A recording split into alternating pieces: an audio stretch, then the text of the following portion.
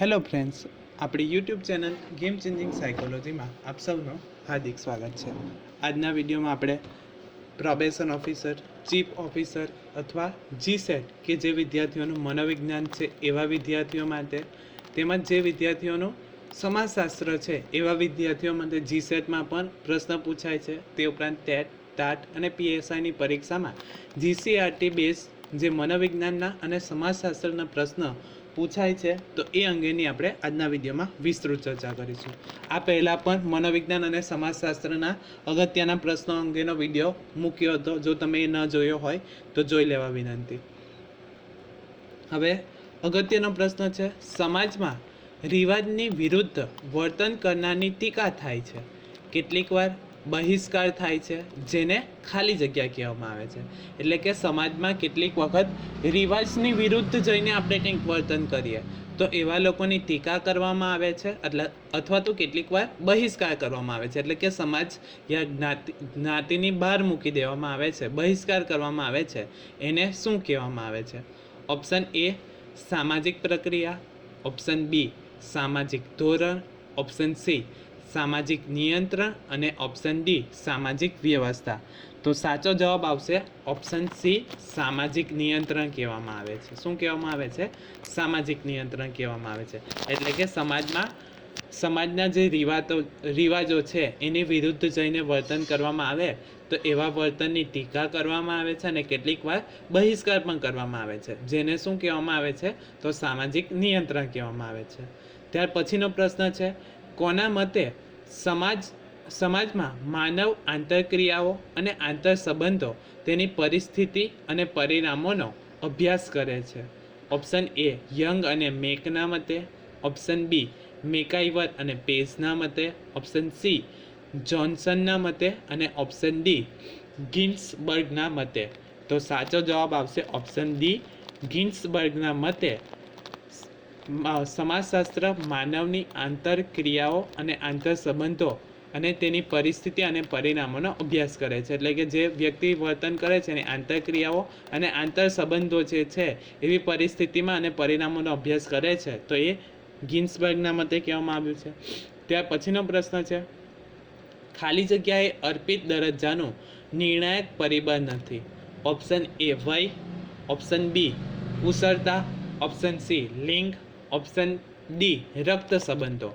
તો સાચો જવાબ આવશે ઓપ્શન બી જે છે કુશળતા જે છે એ અર્પિત દરજ્જાનું નિર્ણાયક પરિબળ નથી.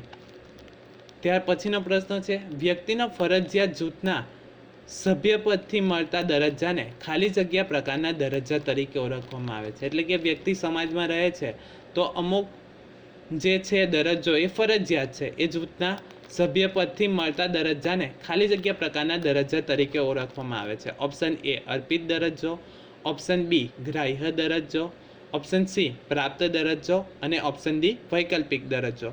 તો સાચો જવાબ આવે છે ઓપ્શન એ અર્પિત દરજ્જો. એટલે કે ફરજિયાત મેળવવામાં આવે છે તો એવા સભ્યપદને કે જે ફરજિયાત સભ્યપદથી પ્રાપ્ત થાય એવા દરજ્જાને અર્પિત દરજ્જો કહેવામાં આવે છે.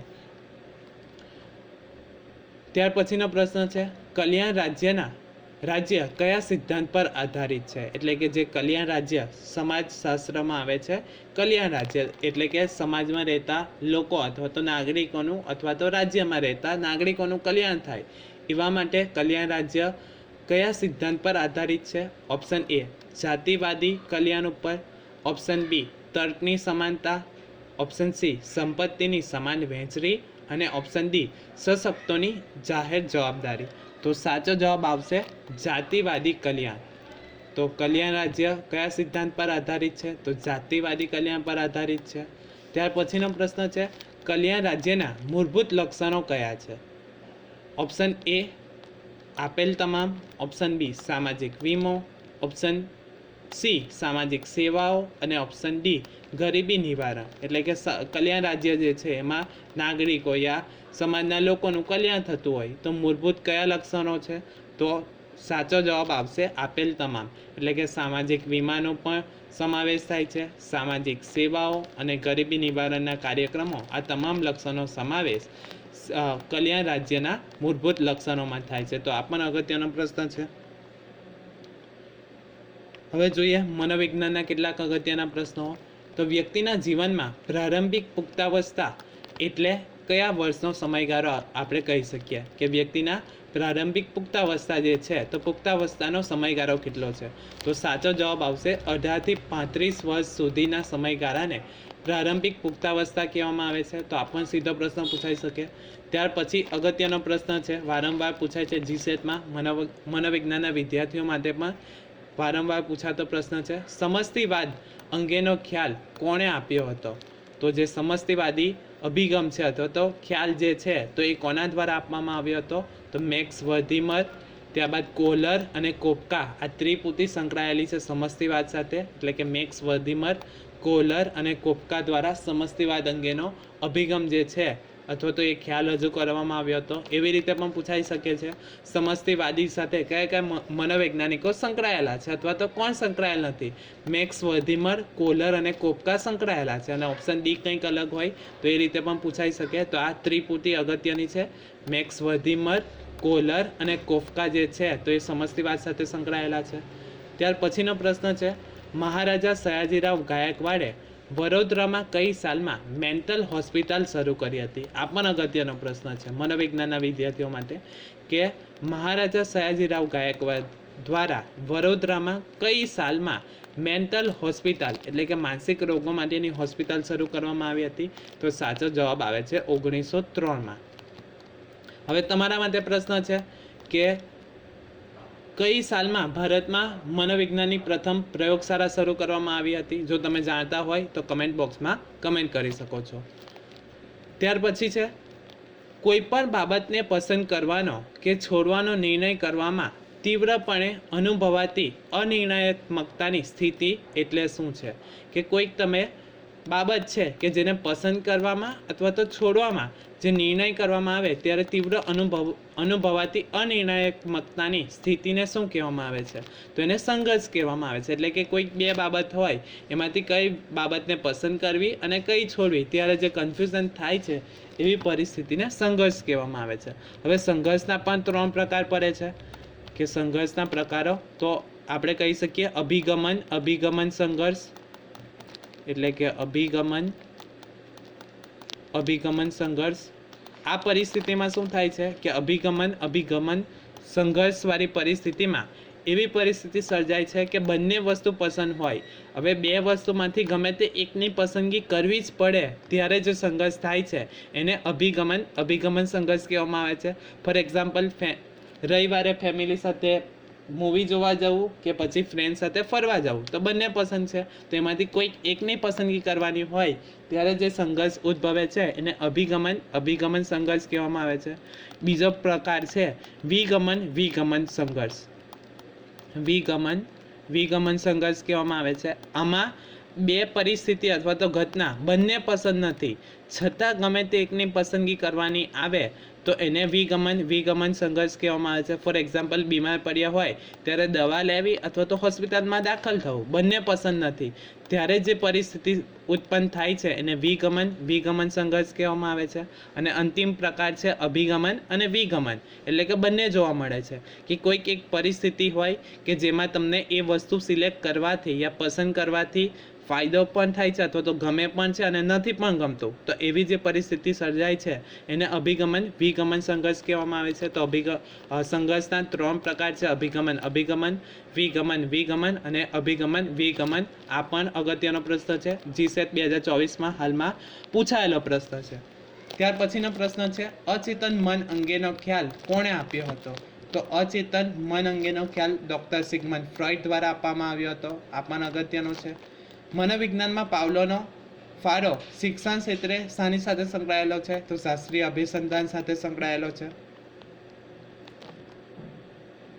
ત્યારબાદ સાયકોલોજી શબ્દનો પ્રયોગ સૌપ્રથમ કોણે કર્યો હતો? તો રુડોલ્ફ દ્વારા કરવામાં આવ્યો હતો. આ પણ અગત્યનો પ્રશ્ન સીધો પૂછાઈ શકે. સાયકોલોજી શબ્દનો પ્રયોગ સૌપ્રથમ કોણે કર્યો હતો? તો રુડોલ્ફ દ્વારા કરવામાં આવ્યો હતો. ત્યાર પછી બાળકના બોધાત્મક વિકાસ અને કયું પરિબળ અસર કરે છે? તો બાળકના બોધાત્મક વિકાસ માટે સાંસ્કૃતિક પરિબળ અસર કરે છે. ત્યાર પછીનો પ્રશ્ન છે, સ્મૃતિભ્રંશના કેટલા પ્રકારો પડે છે? તો સ્મૃતિભ્રંશના 4 પ્રકારો પડે છે. ત્યાર પછી ગુજરાતના કયા મનોવૈજ્ઞાનિકે ડૉક્ટર સિગમન્ડ ફ્રોઈડના હાથે તાલીમ લીધી હતી? એટલે કે કયા મનોવૈજ્ઞાનિકે ગુજરાતના કયા મનોવૈજ્ઞાનિકે ડૉક્ટર સિગમન્ડ ફ્રોઈડના હાથ નીચે તાલીમ લીધી હતી અથવા તો અભ્યાસ કર્યો હતો? તો સાચો જવાબ આવે છે ડૉક્ટર ધીરેન્દ્ર મહેતા જે હતા, એમણે ડૉક્ટર સિગમન્ડ ફ્રોઈડના હાથ નીચે અભ્યાસ કર્યો હતો. ત્યાર પછીનો પ્રશ્ન છે ભારતીય મનોવિજ્ઞાન મંડળની સ્થાપના ક્યારે કરવામાં આવી હતી? તો 1924માં કરવામાં આવી હતી. તો આ પણ અગત્યનો પ્રશ્ન છે. ભારતીય મનોવિજ્ઞાન મંડળ જે છે એની સ્થાપના ક્યારે કરવામાં આવી હતી? તો 1924માં કરવામાં આવી હતી. ત્યાર પછીનો પ્રશ્ન છે આપણા મગજનો એક નાનકડો ભાગ કયો છે? તો હાઇપોથેલેમસ છે. ત્યારબાદ જીન પિયાજે છે તો એમના બોધાત્મક વિકાસને કયા તબક્કામાં, કેટલા તબક્કામાં વહેંચવામાં આવ્યા છે? તો 4 તબક્કામાં વહેંચવામાં આવ્યા છે. અગત્યનો પ્રશ્ન છે કે જીન પિયાજે કયા સિદ્ધાંત અથવા તો કયા વિકાસની માહિતી આપી હતી? તો બોધાત્મક વિકાસની માહિતી આપી હતી. બોધાત્મક વિકાસને કેટલા તબક્કામાં વહેંચ્યા છે? તો 4 તબક્કામાં વહેંચ્યા છે. આની પણ આપણે અત્યારે ડીપમાં ચર્ચા કરીએ. ત્યાર પછીનો પ્રશ્ન છે સિદ્ધિ પ્રેરણાનું માપન કરવા માટે કઈ કસોટી લેવામાં આવે છે? તો ટીએટી કસોટી લેવામાં આવે છે. હવે તમારા માટે પ્રશ્ન છે ટીએટીનું ફૂલ ફોર્મ શું થાય છે? જો તમે જાણતા હોય તો કમેન્ટ બોક્સમાં કમેન્ટ કરી શકો છો. ત્યારબાદ છે નૈતિક નિર્ણય શક્તિ ઉપર પુસ્તક કોણે લખ્યું હતું? તો જીન પિયાજે દ્વારા લખવામાં આવ્યું હતું. હવે જોઈએ જીન પિયાજે જે 4 તબક્કાઓ વિકાસના જે 4 તબક્કાઓ આપવામાં આવ્યા છે, તો આ 4 તબક્કા પણ અગત્યના છે. ફર્સ્ટ છે સંવેદનિક કારક તબક્કો, સેન્સરી મોટર સ્ટેજ કહેવામાં આવે છે. ત્યારબાદ છે પૂર્વ ક્રિયાત્મક તબક્કો, પ્રી ઓપરેશનલ સ્ટેજ કહેવામાં આવે છે. ત્યારબાદ છે મૂર્ત ક્રિયાત્મક તબક્કો, કોન્ક્રીટ ઓપરેશનલ સ્ટેજીસ કહેવામાં આવે છે. અને ચોથું છે અમૂર્ત ક્રિયાત્મક તબક્કો, એબ્સ્ટ્રેક્ટ ઓપરેશનલ સ્ટેજીસ કહેવામાં આવે છે. તો આ 4 સ્ટેજીસ અથવા તો તબક્કાઓ અગત્યના છે. ફર્સ્ટ છે સંવેદનિક કારક તબક્કો, ત્યારબાદ છે પૂર્વ ક્રિયાત્મક તબક્કો, ત્રીજું મૂર્ત ક્રિયાત્મક તબક્કો અને ચોથું છે અમૂર્ત ક્રિયાત્મક તબક્કો. હવે આની સાથે ઉંમર પણ પૂછાય છે ઘણી વખત. તો જન્મથી 2 વર્ષનો જે સમયગાળો છે એમાં કયો તબક્કો જોવા મળે છે? તો સંવેદનિક કારક તબક્કો જોવા મળે છે. 2 થી 7 વર્ષમાં પૂર્વ ક્રિયાત્મક તબક્કો જોવા મળે છે. 7 થી 12 વર્ષમાં મૂર્ત ક્રિયાત્મક તબક્કો જોવા મળે છે. અને 12 વર્ષથી વધુની ઉંમર જે છે તો ત્યાં અમૂર્ત ક્રિયાત્મક તબક્કો જોવા મળે છે. આશા રાખું છું કે તમને આ વિડીયોમાં સમજ પડી ગઈ હશે. અને જો તમને આ વિડીયો પસંદ પડ્યો હોય તો વધુમાં વધુ લાઇક કરો, શેર કરો અને અમારી ચેનલને સબસ્ક્રાઈબ કરો. અને વિડીયોની PDF મેળવવા માટે અમારી ટેલિગ્રામ ચેનલને પણ તમે જોઈન કરી શકો છો. Thank you.